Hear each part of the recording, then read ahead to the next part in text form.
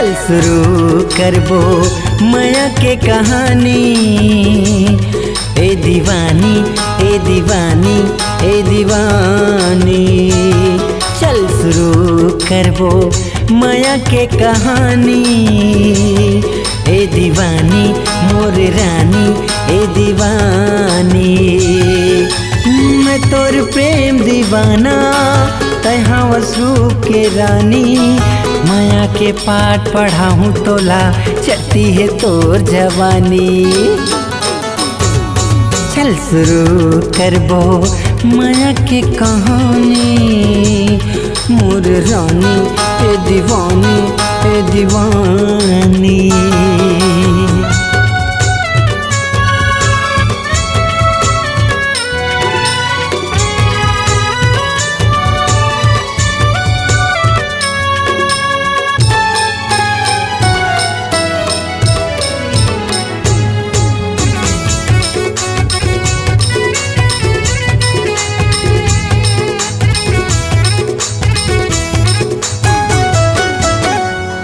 बदन तर पतली कमरिया तेरी ममा हुर्रा चाहे।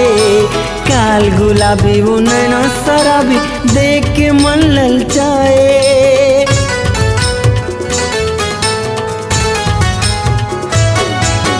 गोरा बदन तर पतली कमरिया तेरी ममा हुर्रा चाहे। काल गुलाबी वो नैना शराबी देख के मन ललचाए। जब जब देखो गोरी तोला जलते मोर दिल माँ वो सोला।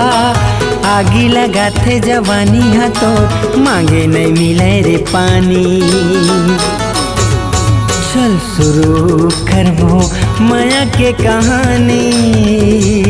मोरे रानी ए दीवानी ए दीवानी।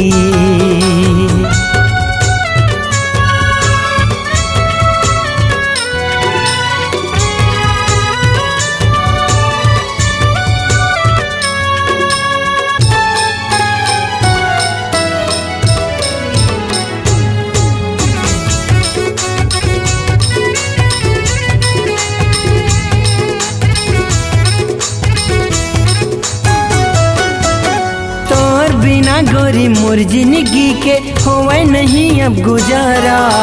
माया ले ले माया दे दे माया रू नहीं आवे मौका दोबारा।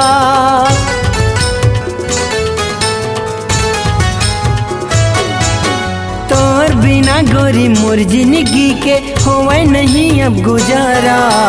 माया ले ले माया दे दे माया रू नहीं आवे मौका दोबारा।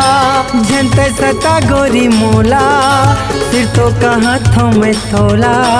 ढल जाही वाली उमरिया है तो बिरथा हो जाही जवानी। चल शुरू करबो माया के कहानी। मोर रानी ए दीवानी मोर रानी। चल शुरू करबो माया के कहानी। मोर रानी ए दीवानी ए दीवानी। चल शुरू करबो माया के कहानी।